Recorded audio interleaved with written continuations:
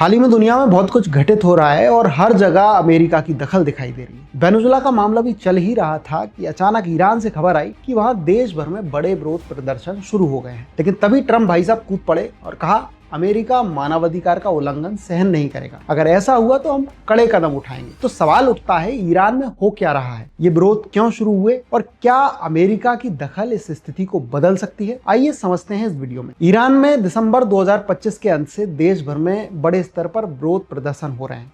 ये शुरुआत आर्थिक कारणों से हुई थी और अब सरकार के विरोध में लोग सड़कों पर उतर चुके हैं। सख्त अंतरराष्ट्रीय प्रतिबंधों के कारण तेल निर्यात और विदेशी मुद्रा में भारी गिरावट आई है। महंगाई बहुत बढ़ गई है और लोगों को रोजमर्रा की चीजें भी महंगी पड़ने लगी हैं।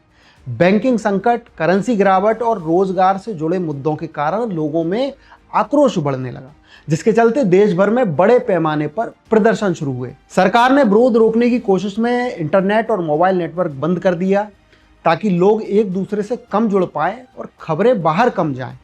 इस प्रदर्शन में अब तक कम से कम 2500 से ज्यादा लोगों की मौत हो चुकी है, जिसमें प्रदर्शनकारी, कुछ सुरक्षाकर्मी और नागरिक शामिल हैं। अमेरिका ने ईरानी प्रदर्शनकारियों को खुले तौर पर मदद और समर्थन देने की बात कही है। चेतावनी दी है कि अगर ईरानी सरकार ने नागरिकों के खिलाफ हिंसा जारी रखी तो वो कड़े कदम उठाएगा। अमेरिका ने ईरान से जुड़े देशों पर टैरिफ बढ़ाने का फैसला लिया है। ईरान और अमेरिका के रिश्ते दशकों से तनावपूर्ण हैं। 1979 की इस्लामी क्रांति के बाद से दोनों के बीच भरोसे की कमी रही है। अमेरिका ने बरसों तक आर्थिक प्रतिबंध लगाए और ईरान के न्यूक्लियर प्रोग्राम को लेकर संघर्ष किया। अब 2026 में पुराना तनाव एक नई उभरती समस्या के साथ जोड़ा गया है। आइए समझते हैं इसकी शुरुआत कैसे हुई। दरअसल सबसे बड़ा मोड़ 1953 में आया जब ईरान के लोकप्रिय प्रधानमंत्री मोहम्मद मोसादेक ने देश के तेल को नेशनलाइज कर दिया। इससे ब्रिटेन और अमेरिका को बड़ा आर्थिक नुकसान हुआ।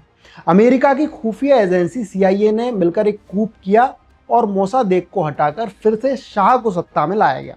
इससे ईरान में अमेरिका के प्रति रोष पैदा हुआ। इससे पहले तक अमेरिका ईरान के रिश्ते अपेक्षाकृत सामान्य थे, लेकिन कूप के बाद ईरानियों में यह भावना बढ़ी कि अमेरिका उनकी राजनीतिक आज़ादी में हस्तक्षेप कर रहा है। 1953 के कूप से रोष बढ़ा और अंत में 1979 में भारी विद्रोह हुआ। शाह हट गया। अयातुल्लाह खमेनेई के नेतृत्व में इस्लामी गणराज्य बना। ईरानियों ने अमेरिकी दूतावास पर कब्जा कर लिया। 52 अमेरिकी कूटनीतिक लोग 444 दिन तक बंधक रहे। इस घटना ने अमेरिका और ईरान के रिश्तों को पूरी तरह तोड़ दिया और दोनों देशों की दुश्मनी का सबसे बड़ा ऐतिहासिक मोड़ बना। इसके बाद भी टकराव जारी रहा। ईरान इराक युद्ध के समय अमेरिका ने इराक का समर्थन किया।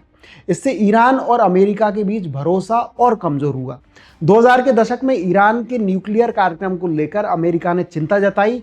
सैन्य और आर्थिक प्रतिबंध लगाए गए। उसके बाद 2015 में न्यूक्लियर समझौता तो हुआ, लेकिन 2018 में अमेरिका ने उसे छोड़ दिया और वापस ईरान पर आर्थिक प्रतिबंध लगा दिए गए।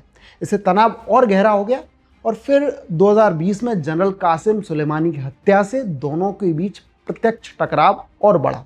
2025 में अमेरिका ने ईरान के न्यूक्लियर साइट्स पर मिलिट्री स्ट्राइक का दावा भी किया और अब ईरान में ये विरोध प्रदर्शन, जिसे अमेरिका भुनाने की पूरी कोशिश करेगा। लेकिन अब सवाल उठता है, क्या तख्ता पलट हो सकता है?